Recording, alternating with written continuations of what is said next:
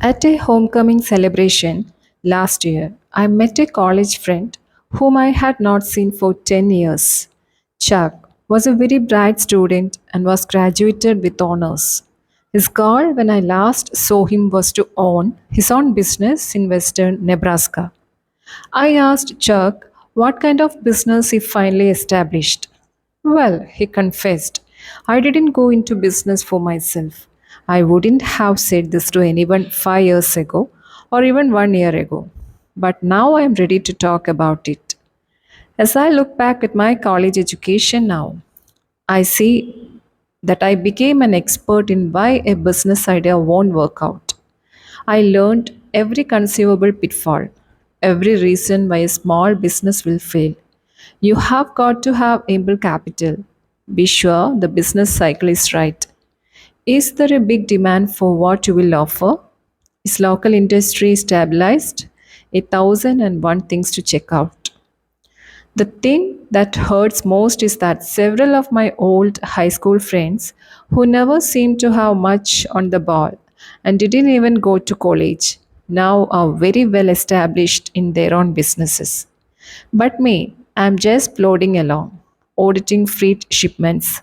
Had I been drilled a little more in why a small business can succeed, I would be better off in every way today.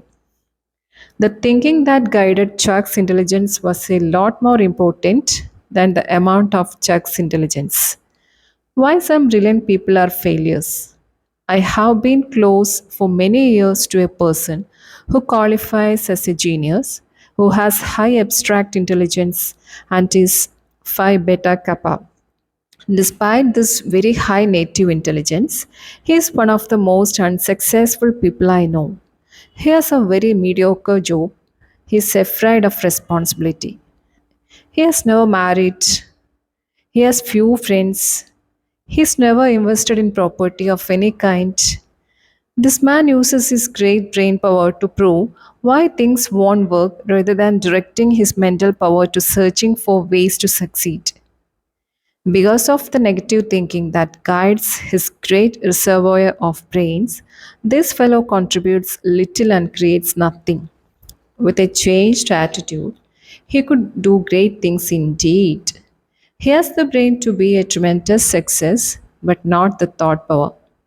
Another person I know well was induced into the army shortly after earning the PhD degree from a leading New York university.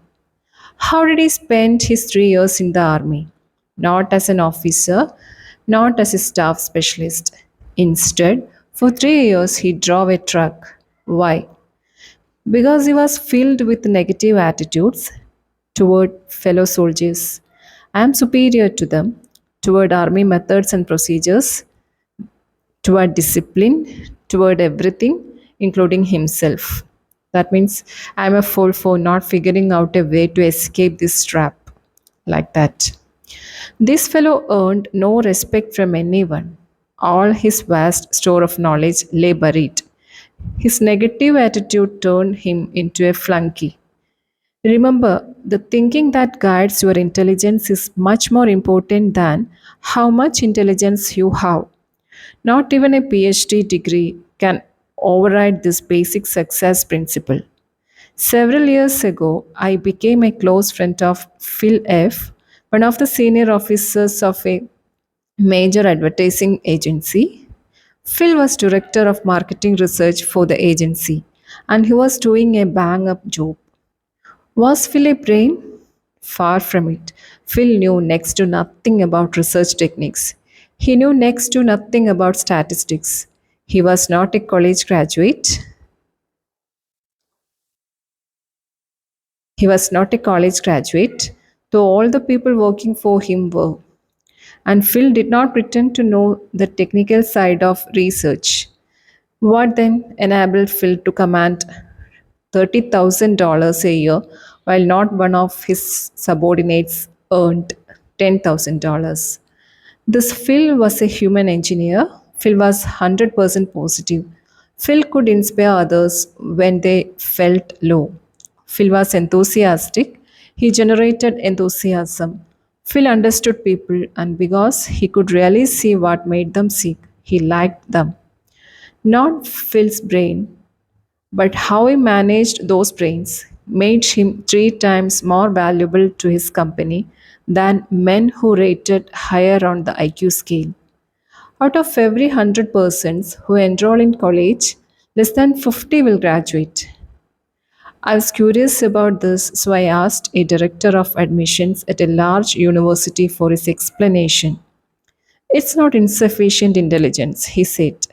We don't admit them if they don't have sufficient ability. And it is not money. Anyone who wants to support himself in college today can do so. The real reason is attitudes. You would be surprised, he said, how many young people leave because they don't like their professors, the subjects they must take, and their fellow students. The same reason negative thinking explains why the door to top flight executive positions is closed to many young junior executives. Sour, negative, pessimistic, depreciating attitudes rather than insufficient intelligence hold back thousands of young executives. As one executive told me, it's a rare case when we pass up a young fellow because he lacks brains. Nearly always it's attitude. Once I was retained by an insurance company to learn why the top 25% of the agents were selling over 75% of the insurance, while bottom 25% of the agents sold only 5% of total volume. Thousands of personal files were carefully checked. The search proved beyond any question that no significant difference existed in native intelligence. What's more, differences in education did not explain the difference in selling success. The difference in the very successful and the very unsuccessful finally reduced to differences in attitudes or differences in thought management. The top group worried less, was more enthusiastic, had a sincere liking for people. We can't do much to change the amount of native ability, but we can certainly change the way we use what we have.